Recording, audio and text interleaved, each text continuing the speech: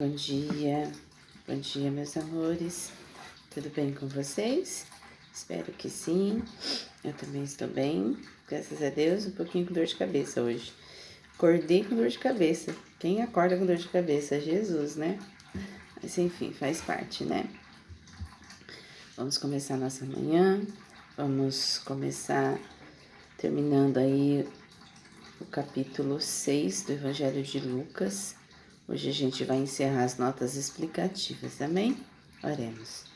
Senhor Deus, que nesse momento o Senhor possa estar na nossa presença, nos dando assim direcionamento, esclarecimento, e que possamos olhar para a Tua Palavra cada dia mais com compreensão e sabedoria para conduzir os nossos caminhos. Em nome de Jesus, amém. E meus amores, 6:29. Não, a gente parou aqui em cima. 6:27 a 36. Amém. Amem os seus inimigos. Retomando o tema do ódio, dispersão aos seus discípulos, versos 22, Jesus dá vários exemplos do que significa amar os inimigos. 6:28. Sobre abençoar aqueles que os amaldiçoam. 1 Coríntios 4:12, para exemplo de oração por aqueles que maltratam alguém. Lucas 23:34, Atos 7:52-60. A capacidade de abençoar aqueles que lhes fazem mal depende de irrestrita confiança no cuidado e na direção soberana de Deus nos acontecimentos desta vida. É tão interessante eu ler isso logo de começo, né? Porque ontem uma pessoa me amaldiçoou. Eu rio porque eu falo assim que as pessoas elas não têm discernimento, né? Porque como você pode, né, por uma ira, amaldiçoar alguém, se tudo que você fala pro outro é refletido em você mesmo, né? Tudo que a gente deseja pro outro é refletido na gente. Então, a gente precisa tomar cuidado, né? E é interessante que na hora que a pessoa escreveu tudo isso, né, por conta de uma situação da minha família ainda por cima,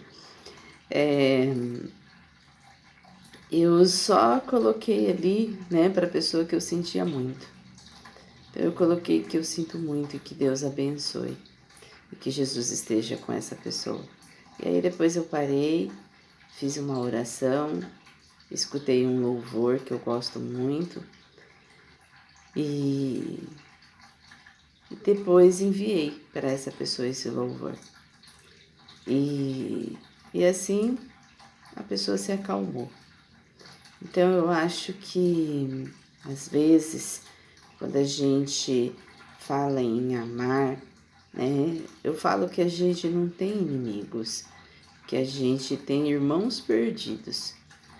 Irmãos que entrou na sombra, que entrou nas trevas dele mesmo, né? Dos seus próprios ódios, das suas próprias mágoas, dos seus próprios ressentimentos, né? Nós, quando falamos que odiamos alguém, é porque realmente a gente está nas trevas dentro de nós. Olha, se eu falar para vocês, se tem alguém na face dessa terra hoje que eu considero como meu inimigo, ou que eu tenho raiva, eu não tenho. Eu não tenho. É tão grandioso quando Deus lava o nosso coração das trevas, sabe? Quando Deus coloca a gente na luz e na paz, porque a gente não vê o outro com indiferença. A gente simplesmente, né, só olha para o outro e agradece. Né? Ontem também eu fui num culto, né, de cura. E a hora que eu cheguei lá, eu estava esperando para subir. Chegou uma mulher e eu cumprimentei, boa noite, né? A mulher olhou para minha cara e depois ela me olhou de baixo em cima. Eu falei assim, gente, como que pode, né? E aí eu olhei para ela e falei assim, Deus te abençoe, sabe? Então é isso, gente. Sabe, a gente precisa aprender, né, a amar as pessoas independentemente do que elas fazem por nós, E qual é a outra face que Jesus sempre falava? A outra face é o amor. Quando a pessoa vem com ódio, ofereça o amor para ela. Simone, mas é fácil uma pessoa vir com uma maldição para cima de você e você falar amor para ela? Não, não é fácil. Quando você está com Deus, é. Agora, se você também está na trevas, aí realmente vai ser difícil. Mas se você sempre está na luz, você vai conseguir fazer isso, porque Deus é maior, sabe? Jesus é mais. Então a gente não precisa ter, né, ódio, né? Aí no próxima leitura é isso que a gente fala, né? 6:29. Lhe bata numa face. Um tapa insultante. Mateus 5:39 oferece também a outra. Não venha a ser uma ordem para toda e qualquer circunstância, Lucas 6:30, e sim uma ilustração vivida de como deve ser o amor pelos inimigos. Esse versículo não deve ser entendido como uma proibição aos governos de usar força militar ou policial, uma vez que nesse contexto Jesus está abordando a conduta individual, lhe tirar a capa. O ponto central de ambos os exemplos é que, embora estejam muitas vezes sujeitos a abusos ou à exploração, os crentes devem enfrentar tal rejeição diferentemente do mundo, isto é, sendo generosos e compassivos em vez de buscar retaliação. 6:30. Dê a todo o que lhe pedir. Jesus novamente salienta que os crentes devem ser abundantemente generosos, mesmo quando alguém levar o que é seu. Nota Mateus 5:42. Os padrões pelos quais os discípulos de Jesus devem viver são mais altos que os padrões do mundo. 6:31. A regra áurea deve ser praticada tanto para com amigos quanto para os inimigos. Nota Mateus 7:12. 6:32-33. Nos versos 32 a 35, Jesus apresenta 3 exemplos de regra áurea. Verso 31. Reciprocidade não é o bastante. 12 a 14. Pois até os pecadores a praticam. Os 2 primeiros exemplos, se vocês amam e se fizerem o bem, correspondem aos 2 primeiros mandamentos, 6:27. Amem aos seus inimigos, façam bem aos que odeiam vocês. 6:35. Amem os seus inimigos. Notas Mateus 5:44 a 45 e Lucas 23:34. Guardar os mandamentos de 6:35 resulta em ter uma grande recompensa. Verso 23. Serão filhos não significa se tornarem filhos, e sim provarão ser filhos ao imitar o cuidado e a compaixão de Deus, até mesmo por aqueles que são maus, para Altíssimo, como uma expressão para Deus. Nota 1:32. 6:37 a 42. Julgar os outros. Essa seção inicia com 2 ordens negativas, verso 37ab, e 2 positivas, versos 37c e 38a. 6:37 e 38. Não julguem, não condenem. Parem de julgar, parem de condenar. Jesus não está descartando o uso legítimo do discernimento da disciplina eclesiástica e dos tribunais. Antes, está admoestando seus ouvintes a interromper sua tendência de criticar e encontrar defeito nos outros. Nota Mateus 7:1 a 5. Serão julgados, condenados por Deus. Perdoem e deem. Enfatiza o caráter contínuo desses mandamentos, de ir além de não julgar nem condenar, buscando de modo positivo o bem-estar dos outros.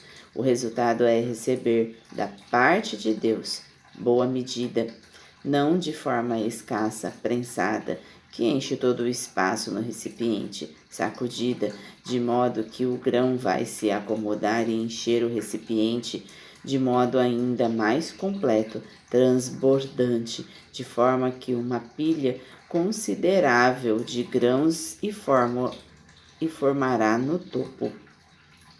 Porque com a medida com que tiverem medido, vocês serão medidos também.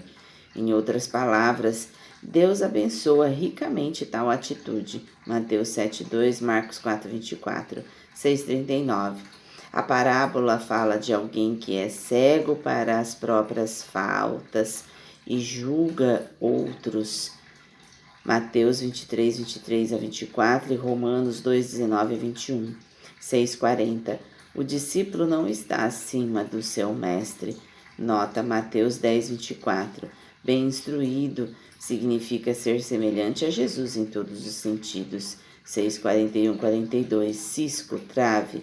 A natureza hiperbólica desses versículos, veja a nota Mateus 7, 3 a 5, remete à atitude do julgamento de Lucas 6,37. É claro que nem todo julgamento é excluído, pois quando alguém enxerga a própria pecaminosidade, outros podem ser ajudados com relação aos ciscos em seus olhos. Ao mesmo tempo, os cristãos precisam tomar muito cuidado com as suas próprias faltas, não censurando outros por coisas que eles mesmos são culpados de cometerem. 6,39, 6,43 a 45. A árvore e os frutos. Este ensinamento pode ser encarado de duas formas. Por um lado, observar bons e maus frutos permite que se julgue com sabedoria ao lidar com os outros. Verso 42. Este também é o contexto de Mateus 7, 15 a 20. Por outro lado, isto se aplica aos próprios discípulos, pois o fruto de uma árvore má envolve julgar e condenar os outros, ao passo que o fruto de uma árvore boa envolve perdoar, dar aos outros e amar os inimigos. Lucas 8, 8, 15, 13, 6, 9. De qualquer forma, a diferença entre uma árvore boa e uma árvore má envolve o coração. 6,45. O mal. Compare Mateus 6,13. A boca fala do que está cheio o coração. A verdadeira natureza do coração das pessoas muitas vezes pode ser vista quando elas falam espontaneamente sem refletir. 6,46 a 49. Construir a casa sobre a rocha. Dois exemplos ilustram o que significa ouvir e praticar as palavras de Jesus. Versos 47 e 48. De um lado, e ouvir, mas não as praticar. Versos 49. De outro, a confissão sem obediência é inútil. Mateus 7, 21, Lucas 8, 21 e 11, 28. E hoje a gente encerra, amanhã a gente começa o capítulo 7. O que existe dentro de nós aparece em nossos frutos. Ao encerrarmos as notas explicativas do capítulo 6, Jesus continua nos apresentando ensinamentos que desafiam nossa maneira de reagir às pessoas. Quando fala sobre oferecer a outra face, ele nos convida a romper o ciclo da vingança e da retribuição. Depois diz: não julguem. É muito fácil perceber aquilo que precisa mudar no outro, mas difícil é olhar com sinceridade para nós mesmos.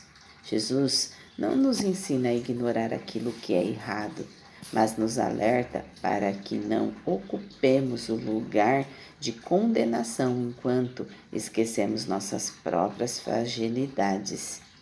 E então, ele utiliza uma imagem muito simples. A árvore é conhecida pelos seus frutos. Aquilo que cultivamos dentro de nós cedo ou tarde, aparece. A mágoa aparece, a raiva aparece, mas o amor também aparece. A misericórdia aparece, a paz aparece. Por isso, Jesus afirma que a boca fala o que está cheio, o coração. Nossas palavras muitas vezes revelam aquilo que estamos alimentando interiormente. E o capítulo termina com a imagem de duas casas. As duas enfrentam dificuldades. A diferença está no fundamento. Uma foi construída sobre rocha, a outra sem fundamento firme.